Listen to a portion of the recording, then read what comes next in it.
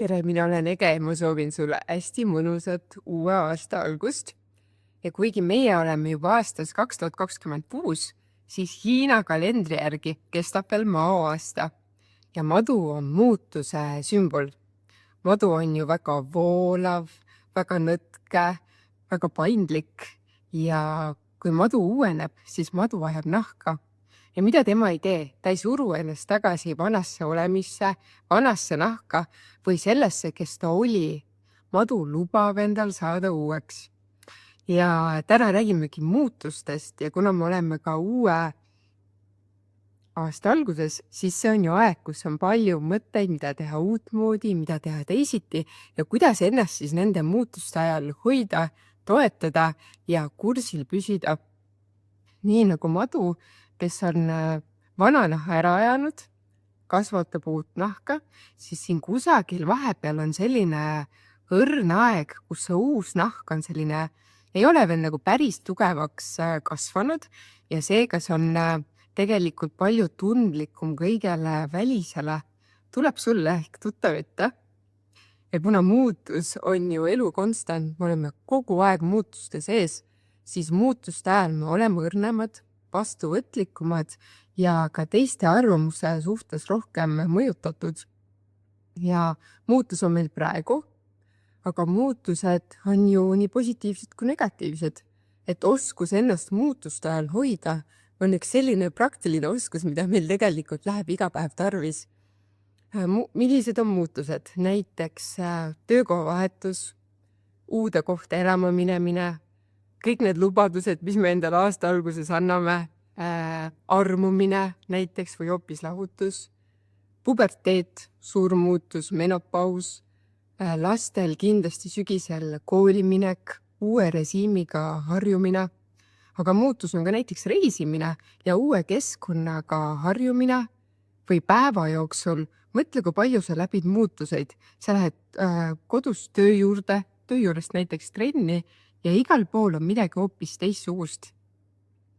Aga on sellised suuremad, fundamentaalsemad muutused ka, nagu juba mainitud, aga näiteks võib-olla mingi sisemine nihe toimunud sinu enda perspektiivis või fookuses ja sa tunned, et vana rada enam ei kanna, ma olen valmis uueks, aga seda uut veel ei ole. Ja sellel ajal on see õrna naha periood, kus on kergem olla välisest mõjutatud, teiste arvamusest, teiste hirmudest, teiste kahtlustest ja see võib tekitada ka ärevust, stressi ja tegelikult ka enda sellist hoogsust ja heaolu mõjutada. Ja kuidas siis ennast toetada ja kaitsta sellel perioodil, siis minu soovitus on kindlasti see, et vähendada müra. Vähendada tegelikult seda vajadust kellelegi ennast põhjendada, seletada või ka liigselt nõu küsida. Et tegelikult see on see koht, kus väga-väga valida, kellega rääkida, mida rääkida, et see oleks sind toetab ja konstruktiivne.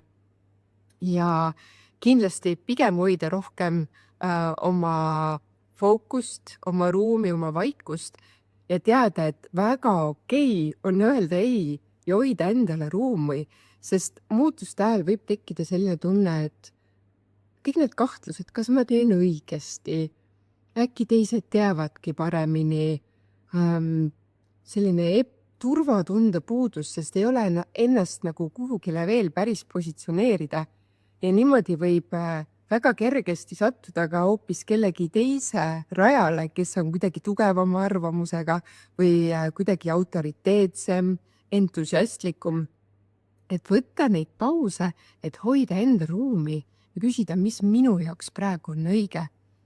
Ja jagan sinuga ka ühte harjutust, mida ma ise teen, see on lihtne ja praktiline ja aitab püsida rohkem iseenda keskmes. Teeme selle kohe koos läbi ja selle nimi või see, kuidas mina seda ütlen, ongi vabastan ja sean eesmärka. Ehk siis kutse sulle, teeme selle kohe praktiliselt läbi, et sulgeda korraks silmad ja luua paus. Ja lubada endale vaimu silmas öelda sisemiselt ja vaikselt, et vabastan. ja minnagi sellises rütmis vabastan, ja vabastada kõik see, mis on olnud, kõik see hommik, kõik need tegevused, kõik see pingestatus, mis on kehas. Lubada vabastada pinge oma näos, kaelas, kehas, kätes, kõhus, jalgades ja lihtsalt öelda endale vabastan. Lubada minna mõtetel, emotsioonidel, kehapingsusel ja lihtsalt lõdvestuda sisemiselt. Ja väga toetav on siin ka hingamine, et hingata sisse lugedes 4, 1, 2, 3, 4, siis hoida hinge kinni 4 sekundit, 1, 2, 3, 4 ja hingata 4 sekundiga välja, 1, 2, 3, 4 ja korrata seda tsüklit. Pool minutit, minut, 5 minutit, 10 minutit. Seniks, kuni sa tunned, et keha saab korraks sellise lõõgastuse ja tuleb sellest vanast rütmist ja energiast välja. Sa justkui katkestad mingisuguse ahela ja tuled sellisest reaktiivsusest ja välisele reageerimisest välja. Ja järgmine samm on see, et ma sean fookuse. Nii, mul on nüüd järgmine tegevus, mingi järgmine samm. Mis on minu jaoks siin kõige olulisem? Mis on kõige olulisem siin ära teha? Kuidas ma tahan ennast selle juures tunda? Kuidas ma tahan panustada siia? Ja kuidas see mulle rõõmu teeks? Ehk siis ma kuidagi positsioneerin ennast nende küsimustega, mis on oluline, kuidas ma ennast tahan tunda, miks ma seda üldse teen. Et aitab mul enda sisemise sellise kompassi saada paika, nii et ma tulen välistest mõjutustest välja. Ja 3. samm on see, et asun tegutsema. Ehk siis peatun, sulen silmad, vabastan kehast kogu pingsuse, vabastan oma mõtted, teen hingamisharjutust, hingan 4 sisse, hoian 4 sekundit, 4 välja.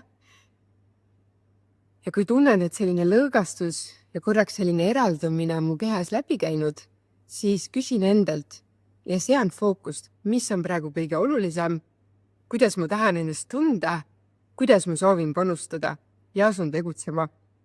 Lihtne, efektiivne, praktiline ja ma tõesti soovitan seda teha päeva jooksul 2-3 korda. Näiteks ka siis, kui sa lood üleminekuid erinevate tegevuste vahel. Näiteks tuled töölt koju või ka tööpäeva jooksul, kui sul on erinevate tegevuste vahel üleminek. See on nii energiat tõstav ja uuenemist loob ja muidugi aitab püsida iseenda fookuses. Kirjuta mulle, kuidas sul läheb selle praktikaga, kutsun sind alustama juba täna ja tea, et selline õrnus, tundlikkus ülemineku ajal on normaalsed nähtused. See ei tähenda, et midagi on pahasti või et sa oled kuidagi katki, vaid üleminekud ongi sellised ebamäärasust, ebakindlust loovad. See on täiesti normaalne. Oluline on seda mõista, et sa oled läbimas loomuliku faasi. Sa oled kusagil üleminekus ja pigem olla enda suhtes toetav ja heatahtlik, kui et kuidagi hukka mõista. Ja kui sa soovid, ma saadan sulle sellise lihtsa ankeedi, et kuidas ise ennast kodus toetada nendel teemadel. Selle jaoks kirjuta mulle sõnumites oma nimi ja e-mail ja ma panen sulle selle teele. Et mõnusat aasta algust ja huitus sulle muutuste ajal.